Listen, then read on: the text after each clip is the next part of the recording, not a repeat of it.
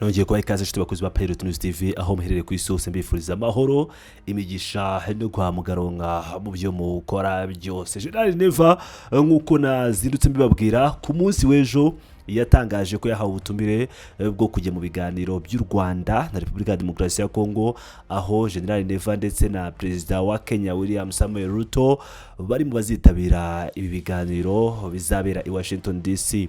General Neva rero akaba ari wa mbere ubimburiye abakuru b'ibihugu bagiye kwitabira ibiganiro by'amateka, wazashyirwa umukono ku masezerano azahindura byinshi mu buryo akarere k'ibiyaga bigari kamaze imyaka 30 kabayemo, by'umwihariko ku kibazo cya FDL ndetse n'ibindi byinshi bitandukanye. Ndetse n'uyu mugabo akaba agiye kureba uburyo ingabo ze zishobora kuba zakurwa mu burasirazuba bwa Repubulika Iharanira Demokarasi ya Kongo. Akaba rero yazindukiyeyo byifashe bite? Reka tujye kuri inkuru y'umukuru w'igihugu cy'i Burundi General Neva cyangwa Sebarundi. Twize cyane rero Muri yacu ko yakabaye Perezida w'u Burundi General Major Evariste Ndayishimiye yazindutse yarubika yerekeza i Washington DC muri Leta Zunze Ubumwe za Amerika, aho yitabiriye umuhango w'isinywa ry'amasezerano y'amahoro hagati y'u Rwanda na Repubulika Iharanira Demokarasi ya Kongo. Mu rukera rwo kuri uyu wa kabiri tariki ya 2 Ukuboza nibwo Ndayishimiye yahagurutse ku kibuga cy'indege mpuzamahanga cyitiriwe Amerika Ndadaye i Bujumbura yerekeza i Washington DC. Mbere y'uko agenda, ibiro by'umuvugizi we byari byatangaje ko ari bugende ku butumire bwa Perezida Donald Trump.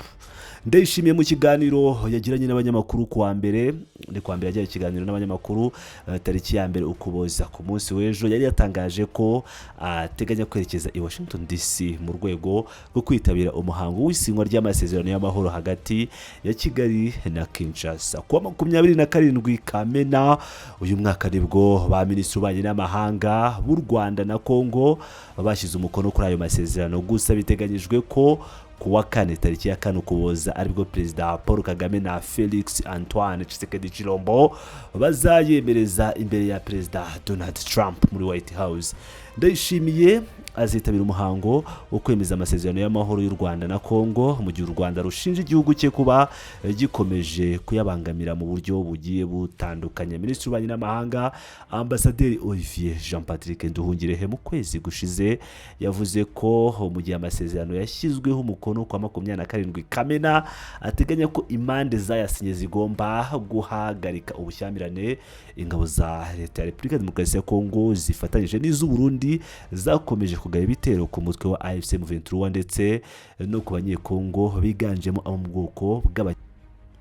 Yashinje kandi ingabo z'u Burundi kuba zikomeje gufatanya na FDL intambara mu gihe amasezerano ya Washington ateganya ko uyu mutwe ugomba gusenywa. Kiragoreye kuko mu byumviye Perezida w'u Burundi yamaze gutangaza bidasubirwaho ko yarabitangaje ku munsi w'ejo ko agomba kwerekeza i Washington DC. Yamaze rero gufata rutemikirere mu ijoro aho yerekeje muri Leta Zunze Ubumwe za Amerika. Uyu mukuru w'igihugu yakomeje kwirengagizwa mu buryo bushoboka bwose, kandi ari umwe mu bakinnyi bakomeye cyane bikomeje kubera muri burasirazuba bwa Repubulika ya Demokarasi ya Kongo, by'umwihariko ingabo ze. Murabyibuka neza ibyabereye muri Kivu y'Amajyaruguru mbere y'uko umujyi wa Goma ufatwa, Sake ndetse n'ahandi hatandukanye, bakaba barashyize imbaraga zikomeye cyane mu kuba barinda iyo mijyi igiye itandukanye.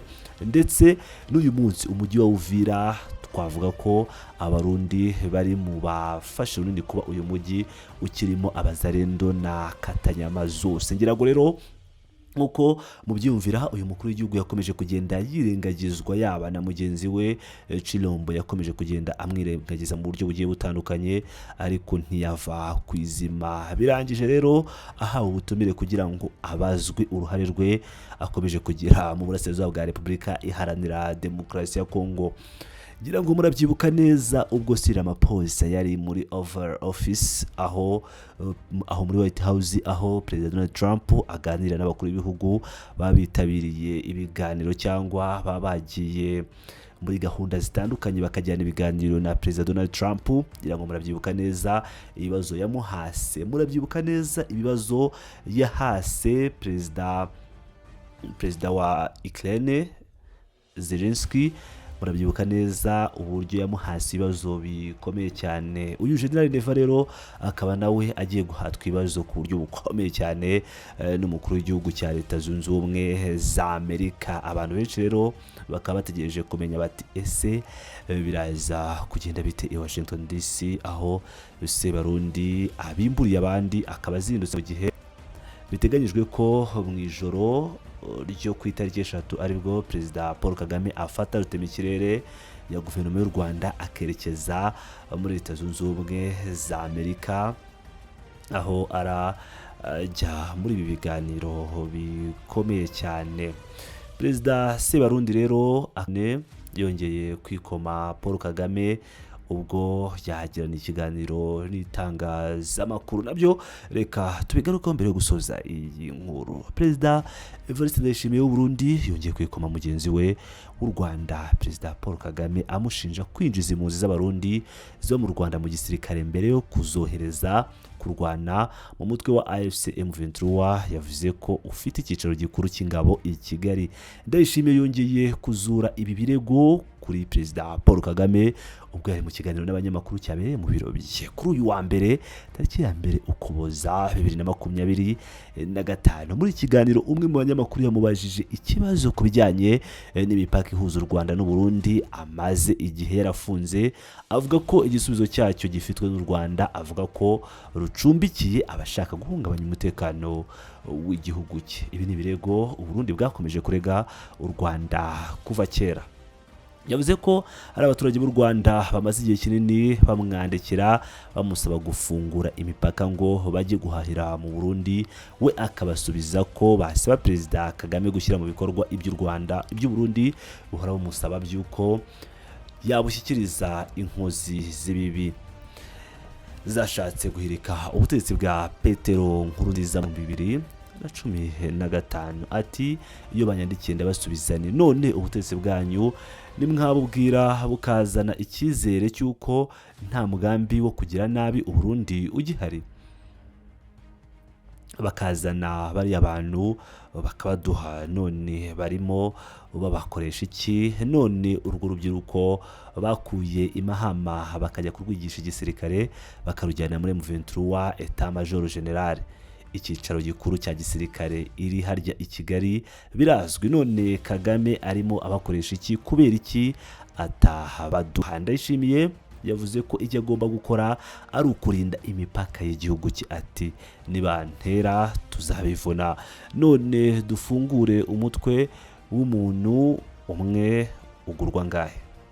Hariho ibintu bigoye, dufunguye bahita baza guca imitwe abantu bazahita bavuga bati wowe ni wowe wagiye gufungurira umwanzi, none reba ibyo tubonye. Perezida Paul Kagame mu kiganiro yahaye abanyamakuru mu cyumweru gishize yagaragaje ko u Rwanda nta ruhare rwagize mu gutuma u Burundi bufunga imipaka. Yagize ati twebwe na mbere ya hose no gufungwa kw'iyo mipaka nta ruhare u Rwanda rubifitemo na ruto, abarundi nibo babihisemo bahitamo gufunga imipaka.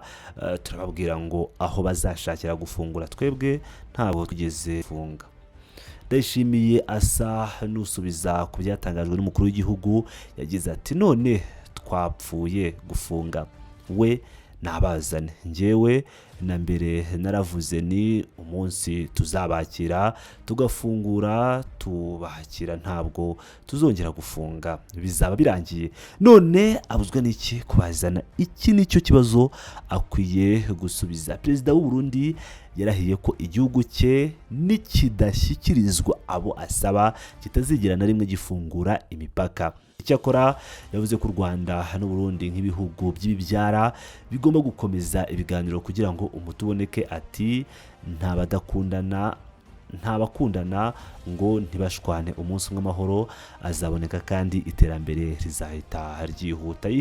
Yunzemo ko icyiza ari uko nta munyarwanda u Burundi bujya bubuza kubwinjiramo, ndetse ko ntawe buzigera bubuza kuko nta kindi kibazo gihari.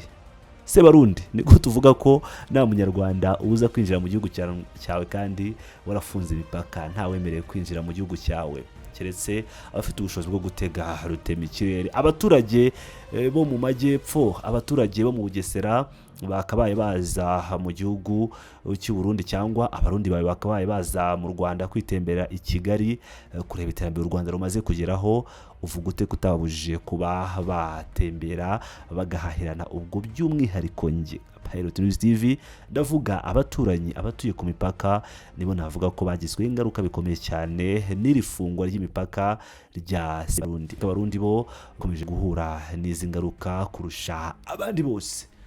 Ndabashimiye cyane rero abakunzi ba Geopolitics TV, turaza gukomeza kubakurikiranira ibiri kuba, ariko by'umwihariko ndakubwira ni ibizabera i Washington DC, nzabikugezaho 5 kuri 5 live. Amakuru yose ukazatugeraho nzanyagenda nyagusohorera cyangwa nyakugezaho atari ivumbi, no kuvuga ngo nta handi urayumva. Icyo usabwa no kubana nanjye ukanda like, subscribe na share, kandi ndabakunda cyane muri Backgr.